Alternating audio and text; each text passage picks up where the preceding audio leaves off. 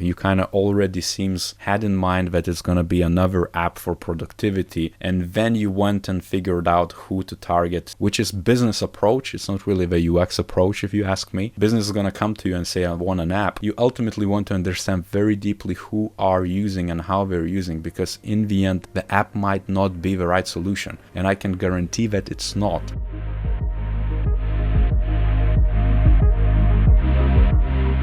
Hey, what is up? Welcome back, Design Squad, and today I have something interesting to share with you. It's another UX portfolio review, but this time it's one of the people from the Design Squad community. One of the community members, Marcin, submitted his first case study for UX, and there's a lot of things which are really good here, but there's also a few bits which of course he can learn from it, but also you can learn from. And I'm just gonna put on my hiring manager hat, gonna give him a very honest take exactly of what he could be improving on. Right off the bat, as you can see on my screen, he has this productivity app. He introduces it as the project is a UX design challenge created in my free time and mainly is about creating the solution for people struggling with productivity while trying to get the job done on their devices. This is a really good introduction and it's quite friendly. However, I would probably separate this message into two. Maybe just add a tag saying that this is conceptual case. Don't need to say created in my free time and things of that nature. It just clutters it up. I would extract that creating the solution for people struggling with productivity while trying to get the job done on their devices as a slogan, as a title for this, and just make it very clear for me so I don't have to read, and spend that extra minute. I would rather go down and see exactly what you're about instead of,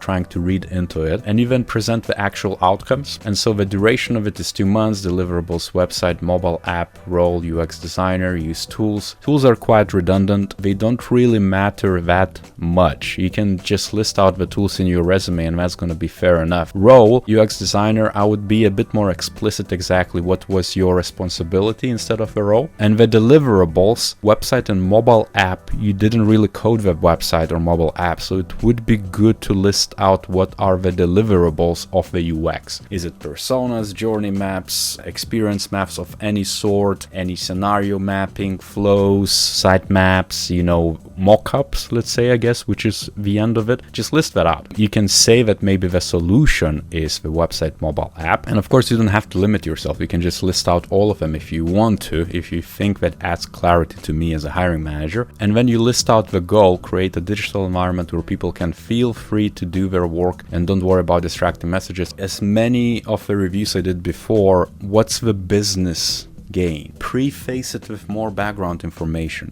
You could kind of estimate and say that, let's say, offices overall, and this, I'm making this up by the way, just don't write it down. The workplaces overall, these are the stats, these are the years, are facing that much of a cost and revenue loss because of missed productivity or lost productivity. And I can guarantee you can find some sources of that. That would then preface why you're doing this, because ultimately you're not doing UX just to kind of improve people's life. Someone is going to pay you to do that, right? So why are we paying you for? What's that kind of like the origin of the issue? So you could kind of preface it. It's going to be much better introduction. Main mistakes and learnings. So you listed a lot of text here. I would add headlines maybe, but also this is not really the right spot for it. You should probably get it in the end of the actual journey. Then you describe the process, defining the problem, understanding the user's create solution. And then I guess you go to and define all these different steps in more detail, problem itself. And these are quite general things, which is okay to frame the problem. But as I said, you could preface it more. So there's actually some quant in it. And even here you display exactly the percentages and things of that nature.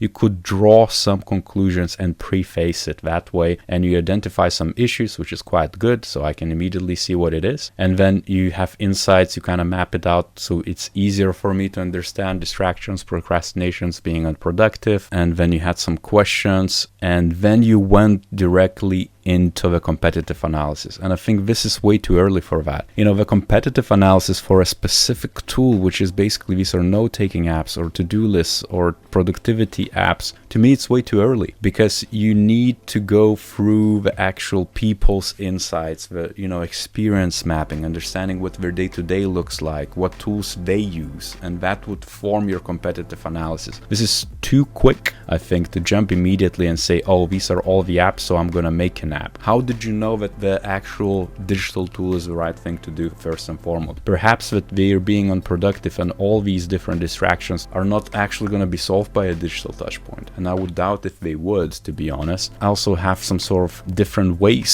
to manage the productivity, which is great. So you ideated a little bit of that, and then you go only now into understanding the users. I would probably have brought that way earlier, because you kind of like you're narrowing it down into the solution, and then now you're going to go back and check if it's right for your users. It should be the other way around, basically. 50 participants, so you did some sort of quantitative analysis of and trying to track attitudes with the actual survey, the insights gathered, and then personas which you made out of that, and it's only one.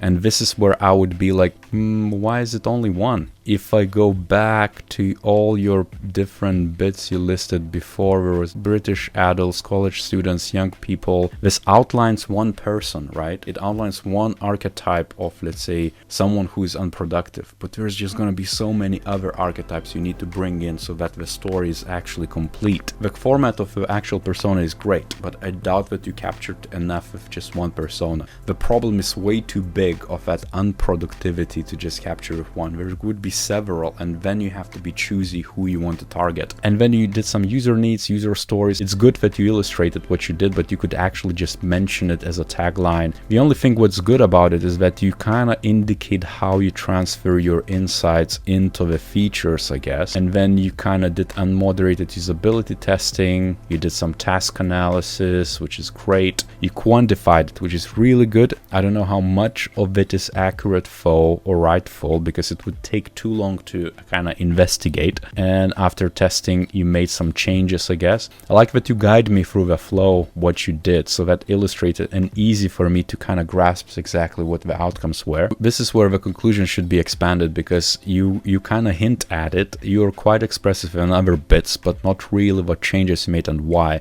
You know, before and after side by side usually works really well, because you can link, you can see this is the before, this is the finding, this is after. Might be the right thing to do, especially given how clear you are in this flow guiding me. Then you made this prototype, which basically guides the user through all the different bits. You made the mobile version as well, and the next steps, another usability test, and see people interacting with high-five prototypes, and I think you should. And then even more learnings, which is basically documenting my work, how to not document the work, that it was fun. Cool.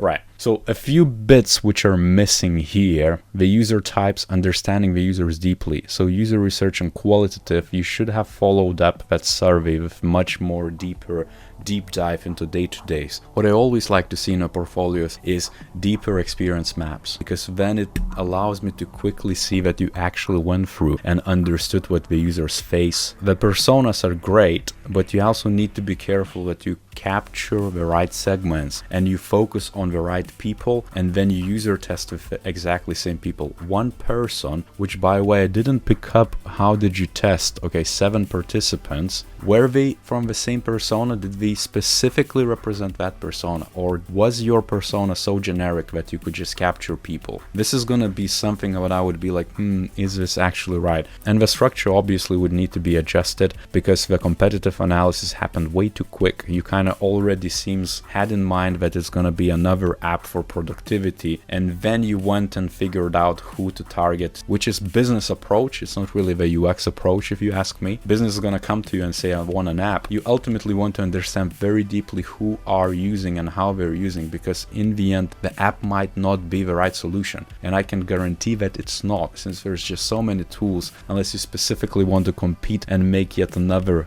tool, and which might not succeed in the end. The business responsibility is also yours. One thing which is very rare for me to say is the UI artifacts and things of that nature. I think you could compose it a little bit better, or spend a little bit more time to finesse it. And in particular, a few things which stood out is the contrast, the small text, the balancing of that. If I were you, I would just use the existing design system of sorts and then hack it. And I think maybe you did some of it, because I see material design design themes. But the sizing, if you add something new, consider how it's going to fit in the design system. Is it going to be legible? Is it accessible? Because the contrast on that yellow, let's say important, is way too low if you ask me. But there is a lot of good things here. What I would do next is actually come out of it and reflect what is missing. The user research always can be deeper. And if you, let's say, didn't go too deep with, let's say, experience mapping, qualitative interviews, that's totally fine. You can still do it. It's never too late to do that. You can do it right first time, second time, third time. The sooner you do it, the better the outcome is going to be. But it doesn't mean that you cannot improve it and dig deeper. You can even say that this is your version 1. As you, let's say, improved your skills, your research skills improved, now you have a version 2 because you went and redid a lot of that stuff. And I would challenge you, still work on it, still continuously improve it, because if you can address it, it's going to become a very strong case which you can actually use to apply for proper UX positions. And for everyone else, I hope this is useful. I hope you found at least a few bits which you can actually use yourself to improve your case studies and your work. Make sure to hit that bell notification icon, because a lot of subscribers are not getting my content. It's not as clickable, not clickbaity enough, I guess, for YouTube, so it's not getting suggested. Make sure to chase it up yourself if you want to receive more videos like that. If you want me to review your portfolio, just email me a link, tell me your goals, and I'm gonna try to address it and give you constructive feedback so that you can improve, and hopefully that's gonna help you to get into UX or that next role you're after. And on that note, I'll see you next time.